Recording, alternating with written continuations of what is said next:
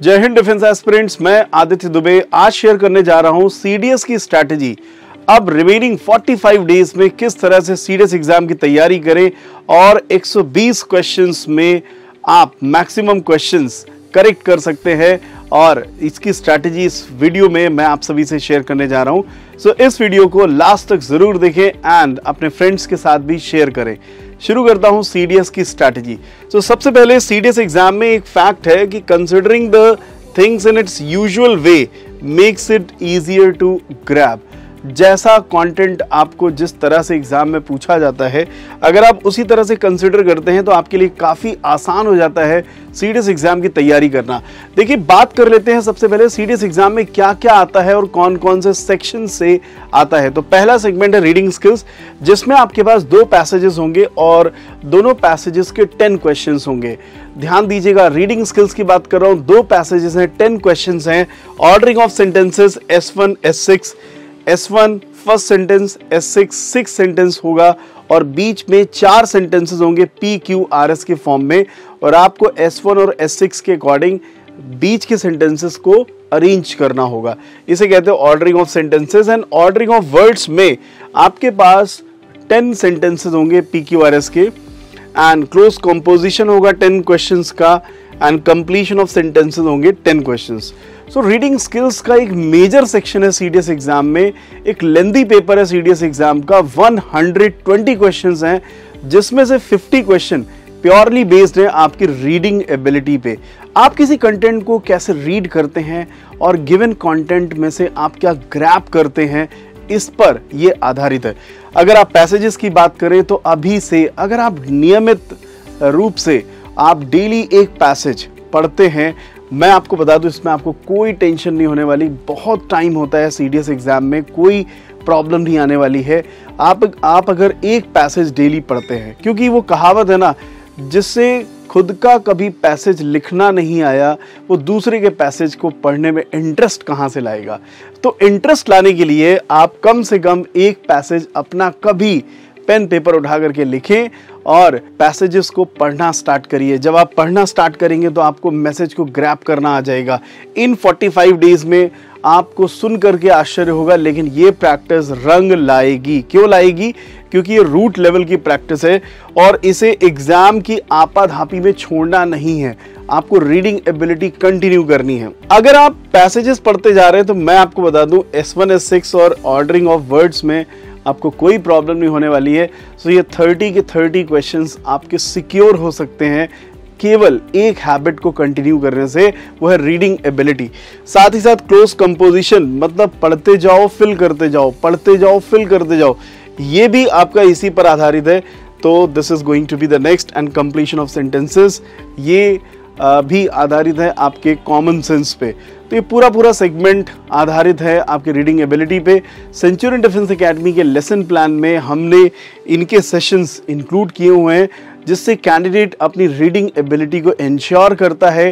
Cloze test की exercises मिलती है, फिल इन द ब्लैंक्स की एक्सरसाइजेज मिलती हैं, मल्टीपल एक्सरसाइजेज के थ्रू उसको अवेयरनेस होती है कैंडिडेट को कि कितना उसने रेडी कर लिया है।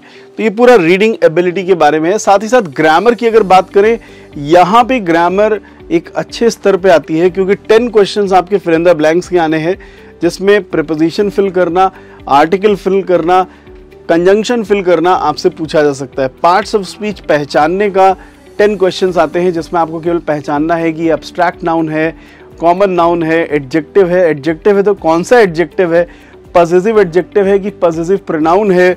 ये पूरा का पूरा सेगमेंट आपका पार्ट्स ऑफ स्पीच का है। स्पॉटिंग एरर्स की बात करें, इंटरेस्टिंग सेगमेंट है। बहुत से बच्चे इसकी प्रैक्टिस अब तक कर चुके होंगे and I am pretty sure अब तक वो कॉन्फिडेंट भी हो चुके होंगे, और प्रीवियस ईयर पेपर से भी इसका बहुत अच्छा हमें आइडिया लग जाता है, क्योंकि जो पिछले साल क्वेश्चंस आए हैं उनसे हमें बहुत आइडिया लग जाता है कि किस तरह के क्वेश्चंस पूछे गए हैं। वो ग्रामर में रूल्स जितने भी हैं, अगर आप प्रीवियस ईयर भी लगा लोगे तो वो कवर हो जाएंगे, right. And preposition and determiners को अलग से पूछा जाता है। सो टोटल 40 क्वेश्चंस आपके ग्रामर के होने वाले हैं। 50 + 40 90 क्वेश्चंस आपके हो चुके हैं। एंड मैं आपको बता दूं, वोकैबुलरी के 30 क्वेश्चंस आने वाले हैं। तो सीडीएस का एग्जाम सारे इंग्लिश के सेगमेंट से ओत प्रोत है, एकदम भरा हुआ है, fully equipped with all sections of English. So you are lucky enough that you are preparing for CDS. अब देखिए आपका जो टॉपिक्स का तरीका है वो कैसा होना चाहिए। आप अगर ग्रामर का एक टॉपिक पढ़ते हैं उसके तुरंत बाद एक्सरसाइज करिए और वोकैब सॉल्व करिए, क्योंकि इक्विलिब्रियम मेंटेन करना बहुत ज़रूरी है। प्रोनाउन पढ़िए, एक्सरसाइज करिए, फिल इन द ब्लैंक्स पे आइए, स्पेलिंग टेस्ट पे आइए, स्पेलिंग टेस्ट नहीं भी है तो भी आइए, वन वर्ड सब्स्टिट्यूशन नहीं भी है तो भी कवर करिए, इडियम्स एंड फ्रेजेस नहीं दिए गए हैं फिर भी कवर करिए, क्योंकि ये नॉलेज आपको मिसलिनियस लेवल पे बहुत हेल्प करती है। साथ ही साथ वर्ब की एक्सरसाइज एंड देन एडजेक्टिव। आप इस पूरे लेसन प्लान में एक बात देख पा रहे होगे कि इक्विलिब्रियम कितना इंपॉर्टेंट है, हमारे सारे एलिमेंट्स का साथ होना कितना ज़रूरी है। रिमेनिंग 45 डेज में सारे एलिमेंट्स अगर साथ में है तो फिर कोई हेडेक नहीं है, कोई आपके मन में कोई ऐसा भय नहीं होगा कि अभी ये सेक्शन बचा हुआ है, इस सेक्शन के लिए मैं कहाँ से टाइम निकालूंगा। और पूरा पेपर है तो पेपर लेवल पे तैयारी आपकी हो रही है, पूरी एक नज़र में आपकी प्रिपरेशन होती जा रही है। आपका कंटेंट कुछ इस तरह से डिज़ाइन होना चाहिए जिसमें ग्रामर, वोकैब और रीडिंग तीनों यहाँ पर कवर अप हो पाएँ।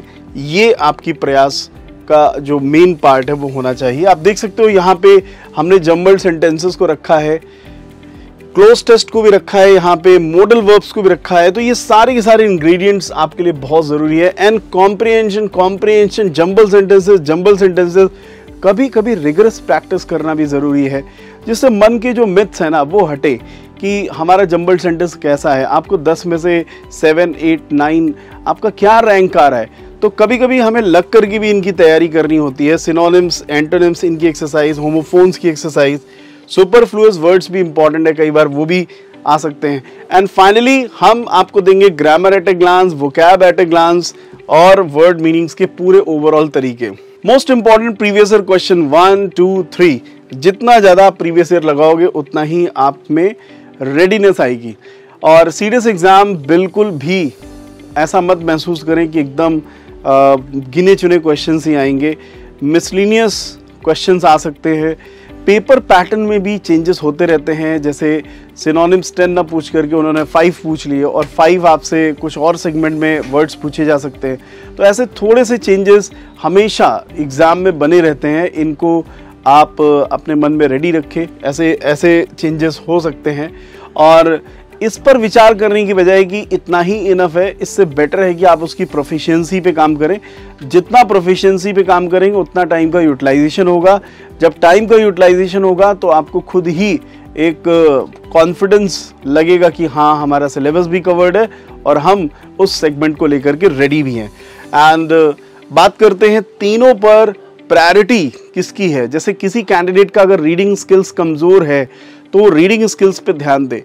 कई बार कैंडिडेट्स क्या करते हैं, ग्रामर तो अच्छी कर लेते हैं, वोकैब भी अच्छी कर लेते हैं, लेकिन रीडिंग स्किल्स में उनका इंटरेस्ट डेवलप नहीं हो पाता है, जिसकी वजह से वो 50 क्वेश्चंस पे काम नहीं कर पाते हैं। और 50 क्वेश्चन एक बड़ा सेक्शन है, राइट। बल्कि ये देखा जाना चाहिए कि 50 पे काम करिए और ग्रामर और वोकैब ऑटोमेटिकली उससे इम्पैक्ट आएगा। सो ये था 45 डेज का प्लान क्रैश कोर्स को लेकर के, जो सेंचुरियन डिफेंस एकेडमी के लेसन प्लान के तहत मैंने आपसे शेयर किया है। आई होप आपको ज़रूर समझ में आया होगा। अगर आपकी कोई भी क्वेरी है related to lesson plan, related to strategy, so ज़रूर शेयर करिए। Practice makes a man perfect, so practice and practice. That is the best way, because you can come up with your full potential once you concentrate on your goal and you come up with enough level of exercises, rigorous level of practice. So catch you in the next live video. This is Aditya Dubey and I am signing off. Jai Hind, Jai Bharat.